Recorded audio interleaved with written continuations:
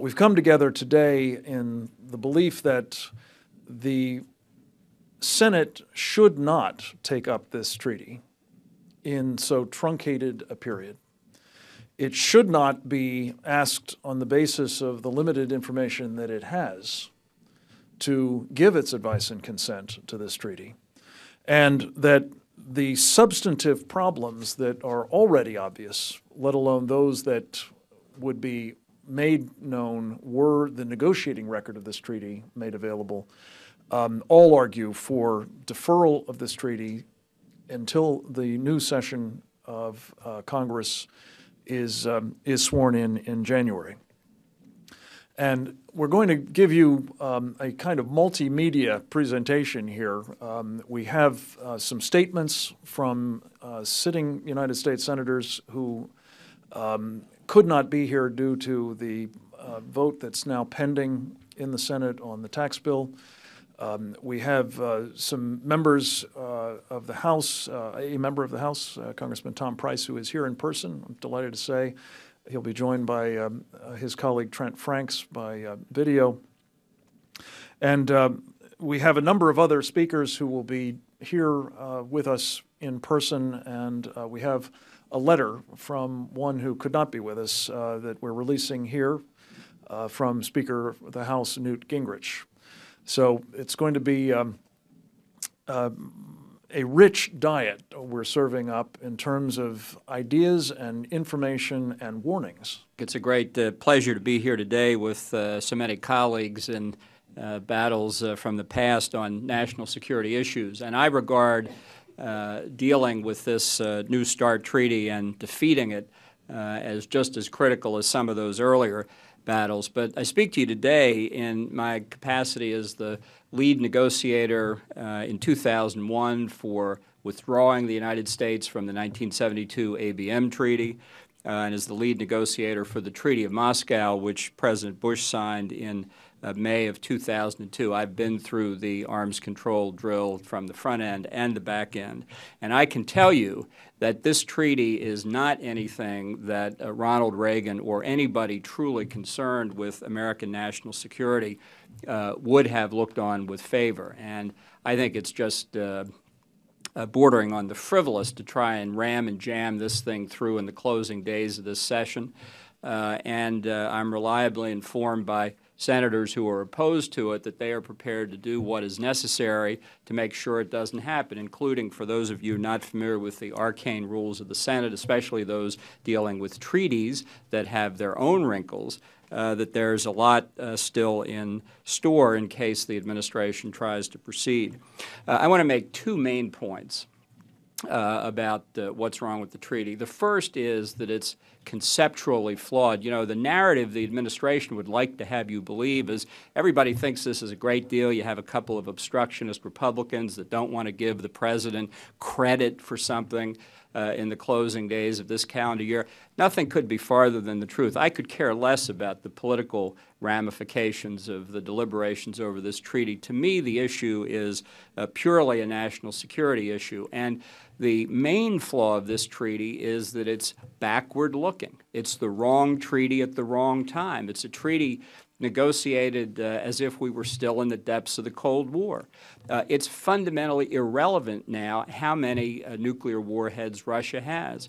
By putting a limit on our nuclear capabilities, actually we will have to come down both in terms of warheads and launch systems, while the Russians, whose systems are turning into green cheese, are able to use their oil revenues to refurbish and renew their nuclear and ballistic missile capabilities. This holds us down while permitting them to move forward. But even more fundamentally, this treaty reads as if it's still, the world is still at risk of a bipolar standoff between, remember, the Soviet Union and the United States, when in fact the real strategic threat in the international environment for the United States going forward is the rapid modernization and expansion of China's ballistic missile and nuclear weapons capabilities, the threats posed by rogue states like North Korea, Iran, and possibly others developing their own nuclear weapons capabilities, and the responsibility that the United States uniquely has in the world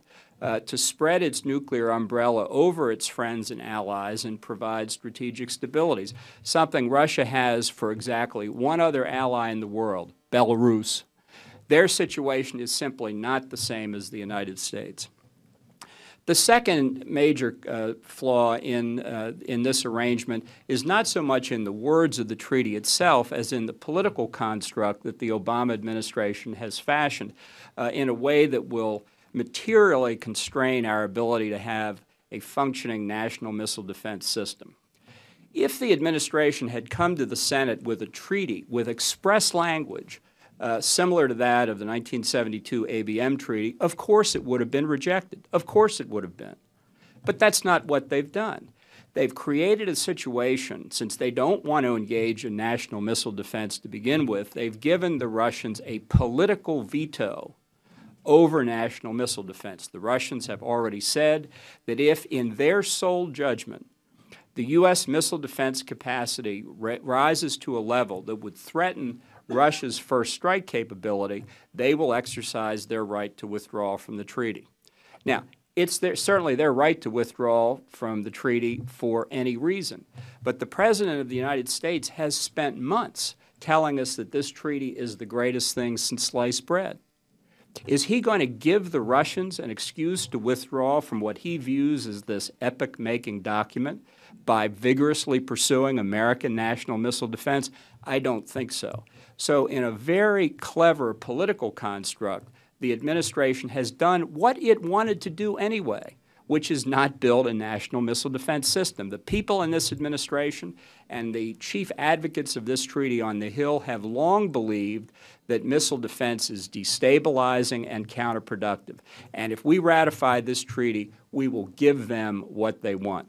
So there are enormous conceptual reasons to be opposed to this treaty. There are countless other operational reasons, some of which you'll hear today. But I think the main point I want to stress is that something this important, with the enormity of the consequences that we face, should not be jammed through the Senate in a day or two or three of debate. We need a very extensive consideration of this treaty. The people of the United States deserve no less. Thank you very much. I am here, as Frank said, in my capacity as chairman of the Republican Study Committee, the group of House conservatives.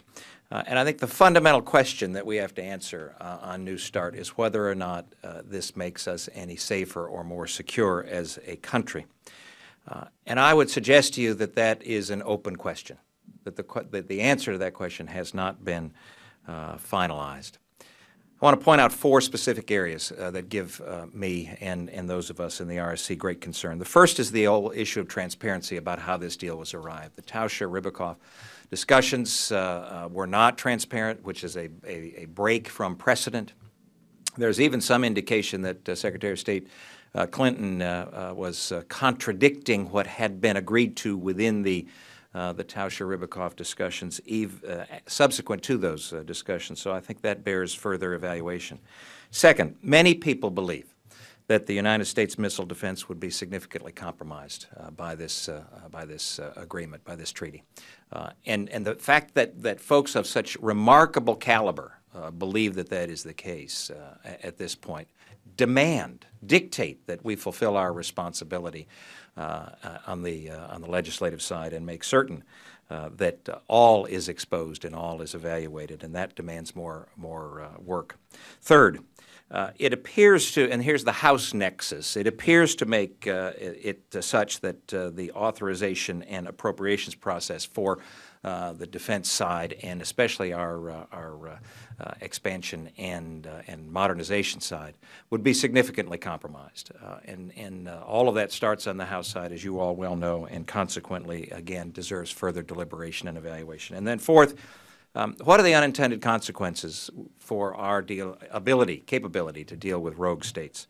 I think those are truly unanswered questions and significantly put at risk this nation if, in fact, we are not able to deal with rogue states in a way that would most benefit the citizens of our great country. So all of this dictates that wisdom would say pause, step back, take a deep breath.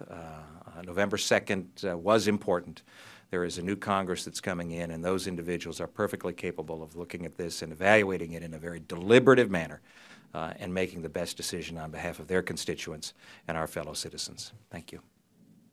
Congressman Price and Ambassador Bolton did I think, a very good job in analyzing some of the major flaws in this treaty. I was asked the question on the way in, as you travel around the country, is this an issue that people care about? And the answer is they certainly will once they find out what's at stake. This is one of the concerns I have, is that this is not really cracked through the radar because we are in a lame duck session. We are debating whether to increase taxes or not increase taxes. We're talking about what we're going to do to control spending. We're looking at an economy in a very difficult situation, and all of the attention is being drawn on legitimately important issues here before the Congress, and no attention is being given either through the national media or through the political discourse to this issue. And to take up an issue of this consequence in this environment where there will be no debate. I mean, let's just be honest about it. There will be cursory debate on the floor of the United States Senate. There will be no debate in the national media. Given the time that we're going to be debating it, it's the holiday season. People aren't paying attention to what's going on in the Congress, and yet we're talking about something that could have huge ramifications for the security of our country. In particular, I just want to highlight the one that makes me the most nervous is the whole now connection that this treaty now draws into missile defense. If you told the American public that now our missile defense capability was going to be constrained potentially as a result of this treaty, and certainly the Russians believe it is constrained as a result of this treaty, I can guarantee you there'd be a lot more attention being paid to this. This is something that the American public cares deeply about and wants to, and given the dynamic of a rogue state like North Korea or Iran or others who may develop nuclear weapons, having a capability to defend our friends and allies as well as ourselves from that type of attack is essential in this non-bipolar world that we live in today. So the strategy that the Obama administration has taken is to try to jam this thing through. And while there is a solid majority to get it done, we have, I hope, a group of United States senators to stand up and to use every procedural tactic. As was mentioned here, this is, to my knowledge, never been done before. We've never had a lame duck treaty passed in the United States Senate, particularly given the tremendous shift that occurred in this last election cycle away from the policies of this administration. Not just the policy of this administration with respect to the economy, but also with respect to the national security of this country, to thumb its nose at the will of the American public, just like it did a year ago when the Senate thumbed its nose at the will of the American public and on Christmas Eve passed the health care bill that we are now saddled with the hopes that the American public wouldn't be paying attention. Here we are again. And here we are again with a United States Senate thinking that during the holiday season, when no one's paying attention, in a lame duck session on an issue that has not gotten any type of airing in the public or recognition in the eyes of the American public, to be able to jam this down the throats of the American public is an unconscionable act on the part of the United States Senate. I am hopeful that we will have sufficient support of my colleagues, my former colleagues in the Senate, to stand up and say no to this, delay it, run the clock. If there's one thing that the United States Senate is a great place to work, it's a great place to stop things from having happen. There's all sorts of rules, there's all sorts of opportunities to run the clock, and I am hopeful that whether it's on the procedures for the treaties themselves or using other procedures for other bills that will just make it longer to get everything done so it condenses the time to get the treaty done. I would encourage all of my former colleagues in the United States Senate who want to stand up for the security of this country to start putting the Senate on a slow walk between now and to when they give up this idea of trying to push the START treaty through. Thank you. Well, good afternoon. I'm Congressman Trent Franks from Arizona 2nd District, and I just want to express my gratitude for being able to join with all of you this afternoon. I wish I could be there in person. But let me just begin by thanking the Center for Security Policy for all that they mean to America and our future. I especially want to single out Frank Gaffney. I believe Frank is one of the most critical voices to our national security in America today. His acumen, his understanding of the issues, and his patriotism are vital to whatever challenges that we face in the future, and they are many. On December 7th, 2010, I joined the incoming chairman of the House Armed Services Committee, Congressman Buck McKeon, the incoming chairman of the Strategic Forces Committee, Congressman Mike Turner, and 13 other members of the committee in a letter to the Senate leadership urging the Senate not to vote on the New START treaty in the lame duck congressional session, and certainly not until a number of important security issues are resolved. While as members of the House, we will not have the opportunity to vote on the New START treaty, but we will certainly share responsibility for overseeing its implementation. And we will also have to contend with any adverse impact this accord will have on national security policy and investment decisions within our jurisdiction as authorizers of the annual defense bill. Now, because of these roles, we feel compelled to express our concerns. Copies of our letter are available in your press packets and at the Security Policies, the Center for Security Policy's website, www.securefreedom.org. Two of our concerns warrant special mention here. Uncertainty regarding missile defense limitations and nuclear modernization. They can be briefly summarized as follows. First, as we noted, there remains a significant divide between Russia and the U.S. on whether New START affects our ability to deploy missile defenses, particularly long-range missile defenses in Europe. Now, despite the testimony from administration officials that New START does not limit United States missile defenses, Moscow seems to believe it will, and there's the rub, ladies and gentlemen. They seem to have a very different understanding of this treaty as it relates to missile defense than we do. Russian officials have declared that they would withdraw from the treaty if U.S. missile defense systems are upgraded quantitatively or qualitatively. The administration has recently confirmed that it has been secretly conducting further negotiations with the Kremlin concerning anti-missile systems in the so-called Tauscher-Rybakov talks. Congress has been kept entirely in the dark about these talks, about their purpose or their status. And my colleagues and I reject the notion that Russia should set the terms for U.S. missile defenses. Iranian and North Korean missile and nuclear programs continue unabated as highlighted by recent events. And among these is the revelation that Iran will be given a base for ballistic missiles in Venezuela. That's too close to home, ladies and gentlemen. Given these threats, upgrades to our homeland missile defense capabilities and funding for missile defenses in Europe will remain a top priority for the House Armed Services Committee.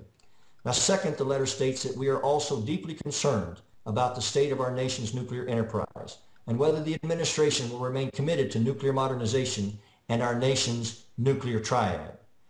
Reversing the erosion of our nation's nuclear infrastructure, which the bipartisan U.S. Strategic Posture Commission called decrepit, will require a comprehensive plan and a long-term political and financial support commitment from the administration and both chambers of this Congress. Now, our committee recently received an updated 1251 report on nuclear modernization. We've not been briefed on it to date, however, and we have real questions about its scope and its adequacy. This is particularly the case with respect to the necessary replacement of our obsolescent nuclear weapons with ones that assure our deterrence future safety, security, and effectiveness. These are attributes President Obama has explicitly pledged to preserve for the foreseeable future.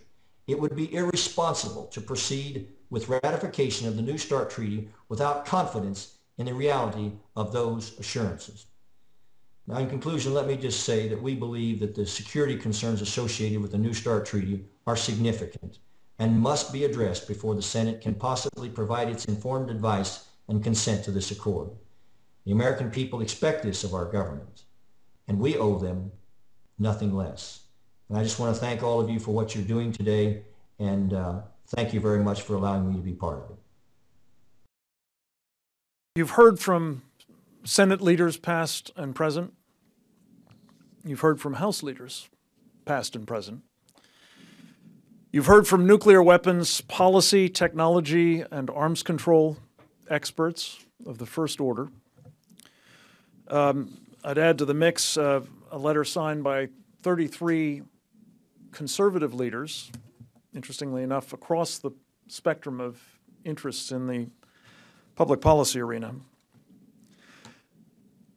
And I think it's fair to say what you have been treated to in the past hour is a more rich, more detailed, more thorough scrutiny of this treaty than the United States Senate has been given in the roughly 12 hearings that took place in the Senate Foreign Relations Committee to date, for example, in which all of 2 witnesses, I believe, out of some 20, were critics.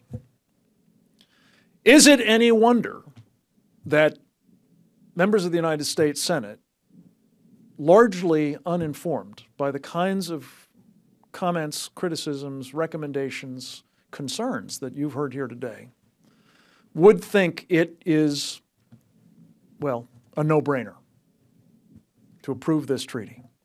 To do it even in a lame duck session when there can, as Senator Santorum said, as a practical matter, be no debate. I hope you will take away from this what we believe. There are serious problems with the New START treaty. There are grounds for believing that those problems will conduce to real strategic risks for the United States.